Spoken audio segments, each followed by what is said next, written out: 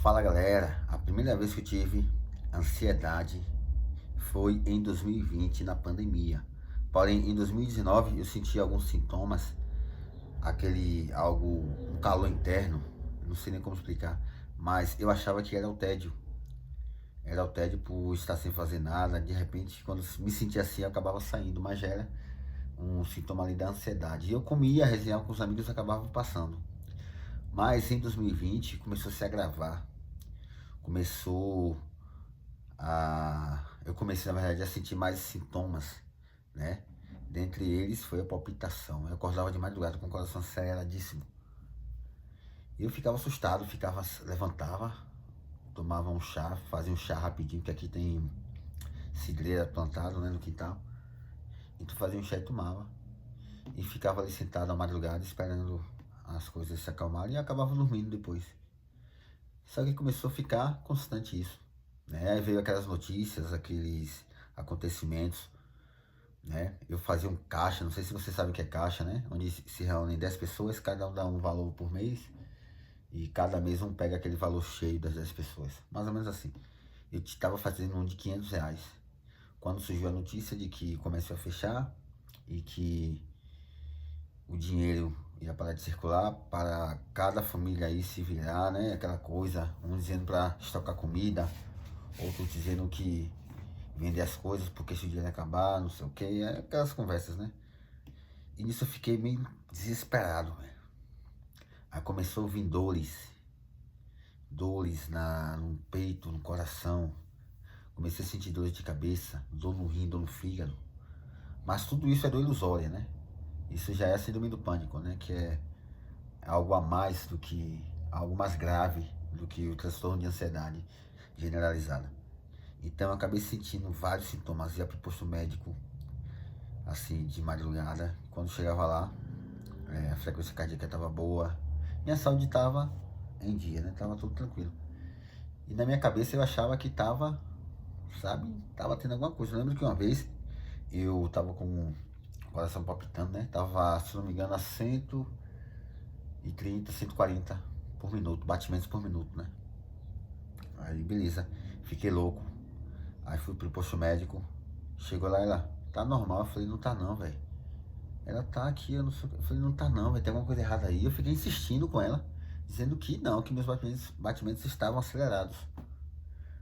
Enfim, aí cheguei em casa, fiquei todo, né, preocupado. Aí eu falei, poxa, eu vou no médico, porque eu tinha medo também de ir a algum médico, a algum especialista, e chegar lá e realmente eu tiver com problema cardíaco. Quem não me conhece, eu já competi em fisiculturismo, tomei muito anabolizante. Então eu imaginei que fazia um ano que um amigo meu tinha falecido por conta dos anabolizantes. Então eu imaginei logo, falei, porra, minha hora chegou. E eu tinha medo de ir lá no cardiologista e tal, e ele acusar algum problema cardíaco, né? E eu descobri que estava com algum problema cardíaco e ter que mudar a vida, né? Tal. Porque o problema cardíaco você é obrigado a mudar seu estilo de vida todo. Você fica mais limitado. E para um cara jovem isso é muito difícil, né? Foi então que eu fiz os exames e deu tudo normal, graças a Deus. Fiz ecocardiograma, fiz o abdominal completo, o ultrassom, né, abdominal completo. Fiz todos. O exame de laboratório também, fiz todos, deu tudo ok, tudo massa. Foi que eu me tranquilizei mais, só que assim, eu não conseguia dormir. Eu lembro que eu já passei 8 noites acordado. Eu dormia assim, né, de 6 da manhã, acordava 7, sabe, 5 da manhã. E ainda eu tava nessa de não conseguir dormir, de sentir dor de cabeça. Minha imunidade acabou baixando, eu fiquei muito gripado, né? Tive Covid também. Tive Covid por 3 vezes. Na primeira vez eu fui pro posto, né? Porque eu já não tava sentindo mais a. E eu senti falta de ar. Só que essa falta de ar que eu senti não era da Covid, era da ansiedade. Eu esqueci de falar, eu tinha muita falta de ar também, né? Que a ansiedade deixa você tão desesperado que você não consegue respirar, inspirar o ar por completo. Você respira pela metade. Então você tem a sensação de que você está com falta de ar, você não está conseguindo você está tão tenso, né, que você não está conseguindo respirar. Então eu tinha essa sensação, não conseguia respirar. Só que na primeira vez eu fiquei bem desesperado. Depois começou a virar rotina, todo dia eu sentia isso. Imaginei, pô, se fosse algo grave, eu já tinha morrido. Porque eu fico sem respirar quando eu me distraio, eu já estou respirando normal. Aí quando eu me detenho que voltei a respirar normal, vinha de novo a falta de ar, né? E tudo isso é coisa da nossa cabeça, né? Coisa ilusórias que vem na cabeça do ansioso. Então eu fui no médico nesse dia, ele aferiu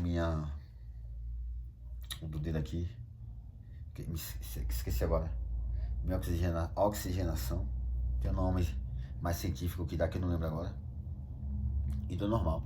Aí eu sentia falta de ar ainda, e fiquei lá, né, a madrugada inteira lá em repouso, porque eu pedi pra ficar, né, na minha cabeça, eu poderia ter um treco a qualquer hora, e eu estando lá, tinha como eu ser salvo. Foi então que eu entrei no YouTube e comecei a pesquisar sobre ansiedade, né? Comecei a conversar com várias pessoas. Peguei o WhatsApp de várias, eu montei um grupo na época de ansiosos no WhatsApp. Rapaz, esse grupo tinha mais de 100 pessoas do Brasil inteiro. E a gente conversava toda hora. Gente, quando alguém tinha uma crise de ansiedade, eu já postava lá, gente, meu coração tá palpitando, tô sentindo dor no rim, o que que eu faço? Não sei o que, gente, vou morrer, não aguento mais.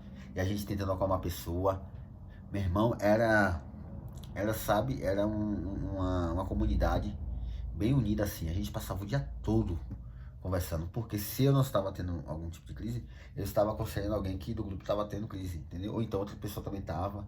Enfim, esse grupo me ajudou muito, muito, muito.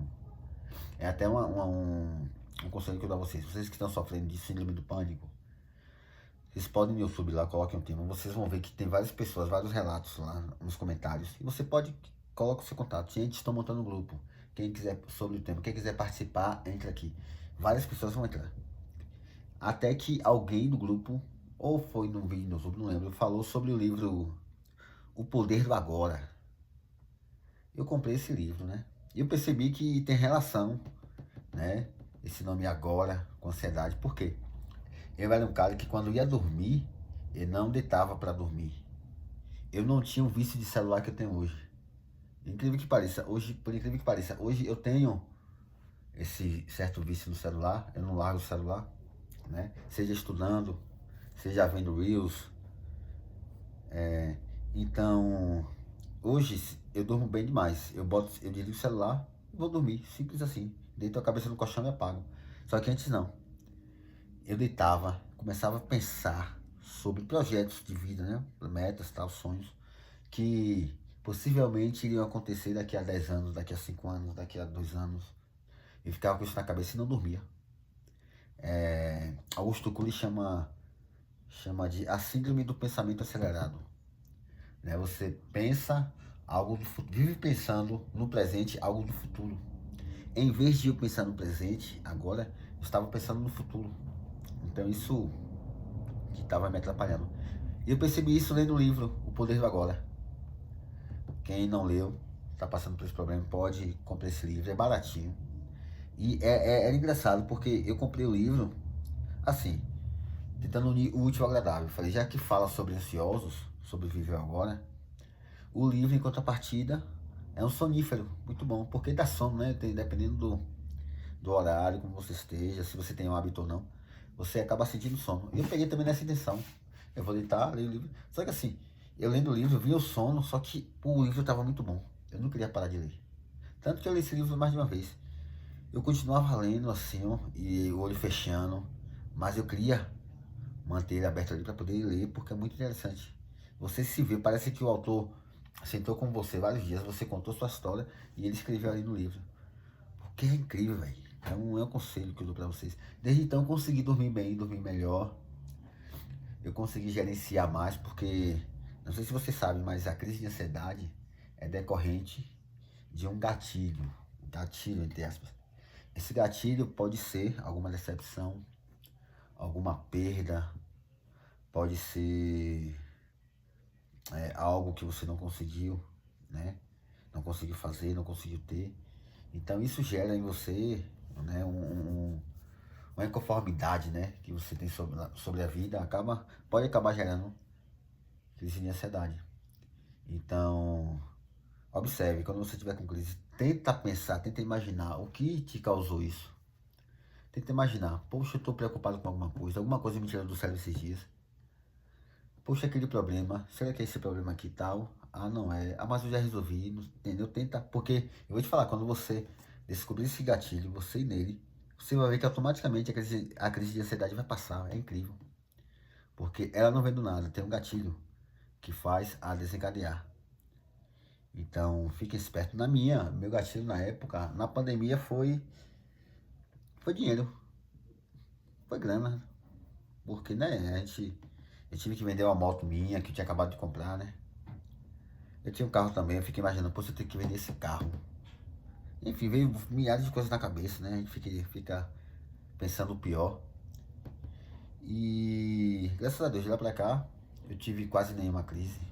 Né? E quando tem, eu já consigo administrá-la. Né? Porque se vier uma possível crise, não com dores que, né, isso já não me engana mais, que eu sou uma pessoa saudável. Então, eu acabo buscando o gatilho que é que me deixou assim, e acabo resolvendo. Né? Você, com o tempo, você acaba criando essa habilidade também de gerenciar essas coisas. Então, é esse o meu relato. Se você também teve ansiedade, comenta embaixo aí como foi. E realmente é uma coisa séria, existe. Muita gente não entende, né? Tanto pode-se dizer que é uma crise incompreensível. Porque são poucas as pessoas que compreendem, né? Porque realmente, de certa forma, as pessoas estão certas. Os sintomas são sintomas ilusórios, que não existem. Porém, quem está tendo a crise acaba sentindo de forma real. Não é joguinho, não é frescura, não é, sabe, não é fingimento, não é fragilidade. É porque, infelizmente, existem situações na vida que a gente fica ruim mesmo. Ruim. Tem situações que a gente fica na merda, irmão. Quer ver você ficar na merda? Se de repente você, Deus me livre, quem já perdeu sabe o que eu falo aqui. Perder um ente querido, um filho, pai, mãe.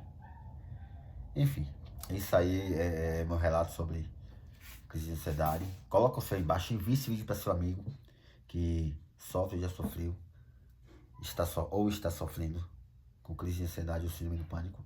E bora trocar uma ideia aqui. Valeu, galera. Abraço. Valeu.